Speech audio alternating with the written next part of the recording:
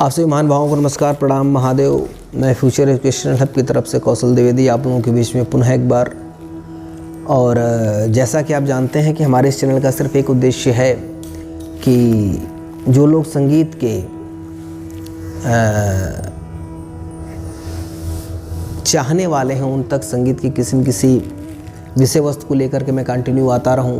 और दूसरा उद्देश्य है कि जो लोग कॉम्पिटिटिव एग्ज़ाम की तैयारी करते हैं उन लोगों के लिए हम कंटेंट प्रोवाइड कर सकें, क्योंकि ऑनलाइन क्लासेस में सारी चीज़ें मिल पानी कठिन होती हैं।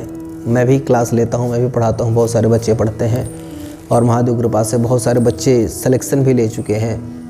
वो अपनी अपनी जॉब को कर रहे हैं। ईश्वर से प्रार्थना है कि जहाँ भी कर रहे हैं सकुशल मंगल के साथ वो करते रहें और अगली पीढ़ी को आगे बढ़ाते रहें।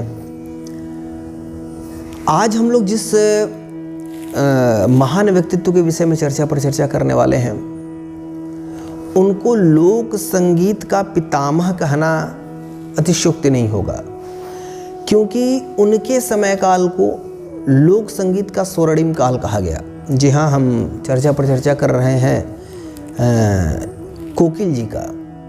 कई नाम उनके मिलते हैं। विद्यापति मिलता है, मैथिल कोकिल विद्यापति मिलता है, तो अलग अलग नाम हैं और ये सभी एक ही शख्स हैं। मैथिल जी हो गए, कोकिल हो गए, मैथिल कोकिल विद्यापति हो गए, सिर्फ विद्यापति हो गए, चाहे जिस भी तरह से उनको पूछा जा सकता है। विद्यापति एक साहित्यकार, एक विद्वान, एक संगीतकार के साथ साथ एक कुशल राजनेता भी थे।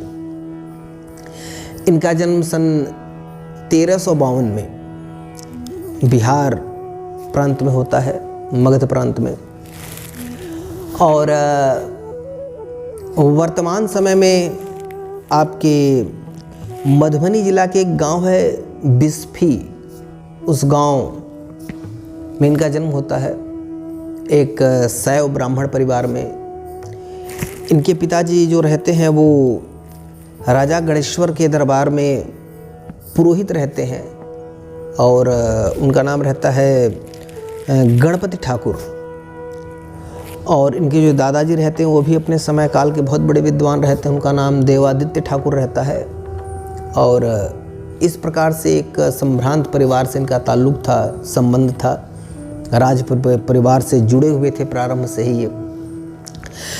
लक्ष्मीपति विद्यापति जो थे वो बंगाली साहित्य के भी जनक माने जाते हैं। भारतीय श्रृंगार परंपरा, भक्ति परंपरा को आगे बढ़ाने में इनका बहुत बड़ा योगदान रहा। मध्यकाल में मैथिली भाषा में काव्य को बढ़ाया था इन्होंने, या फिर मैथिली भाषा में काव्यों पर भरपूर काम इन्होंने किया। और इसी कारण इनके समय काल को जो विद्वान है वह स्वर्णिम काल कहते हैं आपके लोक धर्मी संगीत के लिए। पूर्वी बिहार की लोक भाषा को नई दिशा देने का कार्य भी विद्यापति के माध्यम से माना जाता है। मिथिलांचल के लोक गायन पर विद्यापति का विशेष प्रभाव दिखता है। विद्यापति जो थे वो सर्वप्रथम कीर्ति सिंह के दरबार में राजाश्रय को प्राप्त करते हैं एक छोटी सी उम्र में। और कीर्ति सिंह इनको बहुत सम्मान भी देते हैं, बहुत दुलार भी करते हैं, बहुत प्यार भी करते हैं। काफ़ी अच्छे संबंध के कीर्ति सिंह जी के साथ रहते हैं। इसी समय काल में विद्यापति ने कृतिलता नाम की एक रचना की, जो कि औहट्ट के अंतर्गत आता है। इनकी रचनाएं कई श्रेणियाँ में रहीं, कई श्रेणियों में इन्होंने रचनाएं की, वो आगे मैं डिटेल आपको दूंगा। कृतिलता और भूप परिक्रमा जो कि गद्य संकलन था, इन सब की रचना का दौर रहा। कहा जाता है कि 1380 से लेकर के 1406 के बीच लगभग इन्होंने 500 प्रेम गीतों की रचना की। और इन प्रेम गीतों के बीच में जो नायक और नायिका रहे वो राधा और कृष्ण रहे। इन्होंने राधा कृष्ण को लेकर के जो रचनाएं की वो रचनाएं भक्ति भाव से प्रेरित न होकर के उसमें श्रृंगारात्मकता थी, काल्पनिकता थी। आप ये समझ लो कि अपना इनका जो अपना एक दृष्टिकोण था, या फिर ये किस प्रकार से उसमें श्रृंगारिकता को और ज़्यादा परोस सकते हैं, वह चीज़ देखने को मिलता है इनकी रचनाओं में। जहाँ पे इनकी रचना में ये पाया जाता है कि नायक जो कृष्ण के रूप में है वो कितने चंचल हैं, कितने कामी हैं, वहीं पर राधा को दिखाया गया कि कितनी मुग्धा हैं, मुग्धक प्रवृत्ति होती है। इस प्रकार से इन्होंने इन प्रेम गीतों की रचना की। कहा जाता है कि 1402 से लेकर 1406 तक मिथिला के जो राजा थे शिव सिंह के साथ इन्होंने काम किया। राजा ने उसी समय इनको जो बिस्फी गांव था वो जमींदारी में दे दिया, प्रसन्न होकर के जिम्मेदारी में बिस्फी गांव इनको इन्होंने दान कर दिया था। विद्यापति के अगर व्यक्तिगत जीवन की तरफ हम लोग जाते हैं तो हम लोग पाते हैं कि विद्यापति ने 2 शादियां की हुई थीं। इनके 3 बेटे और 4 बेटियां थीं। यह एक कुशल राजनेता थे। हमने कुछ देर पहले बताया कि यह सिर्फ इनका पकड़ संगीत या साहित्य पे न होकर के इनका जो पकड़ था वह राजसी कार्यों में भी उत्कृष्ट रहा। और उस समय इनको नए जयदेव की उपाधि दी गई थी, क्योंकि जयदेव का टाइम पीरियड 12वीं शताब्दी रहा और ये उनके 100-150 साल के बाद का समय है ये, कि उनको नए जयदेव की उपाधि इनको दी जाती है राजा की तरफ से। दरबार में ये जिन गीतों को विद्यापति जी ने लिखा, उन गीतों को एक महिला गायिका थी जयति उन गीतों को प्रस्तुत करती थी, गाया करती थी। उस समय की बहुत बड़ी गायिका रही वो जयति जी। जहाँ पे भक्ति भाव की प्रधानता को लेकर के इन्होंने लेख लिखे, वहाँ पे केंद्र बिंदु में इन्होंने भगवान शिव को रखा, माता दुर्गा को रखा, क्योंकि ये शिव भक्त थे, जैसा कि पहले ही हमने बताया हुआ है। इनकी कविताओं से प्रभावित बाद में बहुत सारे ऐसे बड़े साहित्यकार हुए जो कि विद्यापति से बहुत प्रभावित रहे, जिसमें आपके चंपत राय रहे, जिसमें आपके राजा प्रताप मल्लदेव रहे, उसमें आपके क्या कहते हैं कि बंगाली साहित्य में अगर हम जाकर के देखते हैं तो वैष्णव, चंडीदास, रविंद्रनाथ आदि सभी लोग उनसे बहुत प्रभावित रहे, क्योंकि हमने कुछ देर पहले आप लोगों को बताया था कि बंगाली साहित्य के भी जनक के रूप में इनको देखा जाता है। इनका परिक्षेत्र बहुत बड़ा रहा विद्यापति जी का।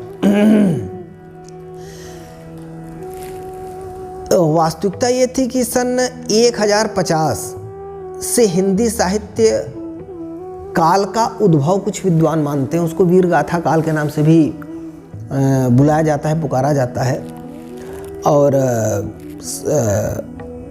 वहाँ से जो है वो फॉर्म जो है वो बदलना शुरू हुआ, क्षेत्रीय भाषाओं के लिए भी द्वार खुले और विद्यापति उसमें सबसे मजबूती से प्रवेश करने वाले एक विद्वान रहे।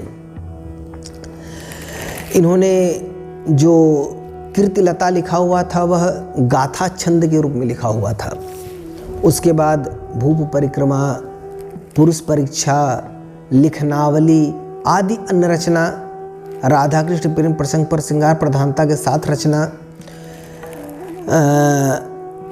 वास्तव में कहा ये देखने को मिलता है कि जो विद्यापति थे वो निम्बार्क के द्वैत के सिद्धांत के प्रतिपालक थे। निम्बार्कवाद के जो द्वैताद्वैत सिद्धांत रहा उसको मानने वाले थे।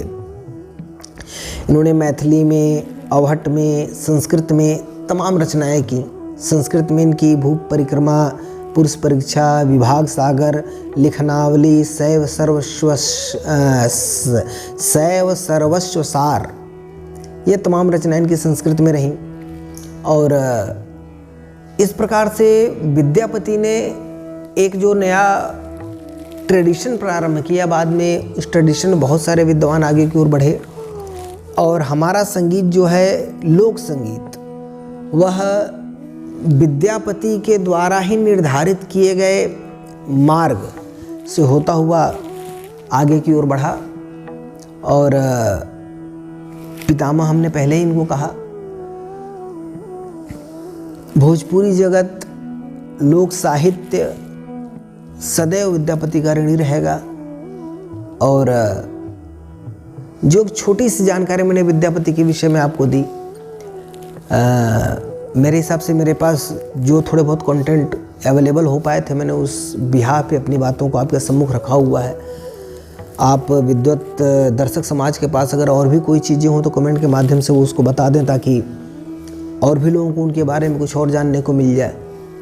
इन्हीं सब बातों के साथ आज बिहार संगीत का जो सफ़र हमने प्रारंभ किया हुआ है उसके दूसरे भाग को समाप्त करते हैं। उसके पहले जाने से पहले मैं आप सबको पुनः एक बार प्रणाम करता हूं और कहना चाहता हूं कि अगर कंटेंट आपको अच्छा लग रहा हो तो आप प्लीज़ चैनल को शेयर करें, ताकि थोड़ा चैनल की रीच और पहुंचे और लोगों तक मेरी बातें पहुंच सकें। इन्हीं सब बातों के साथ पुनः आपको धन्यवाद और महादेव।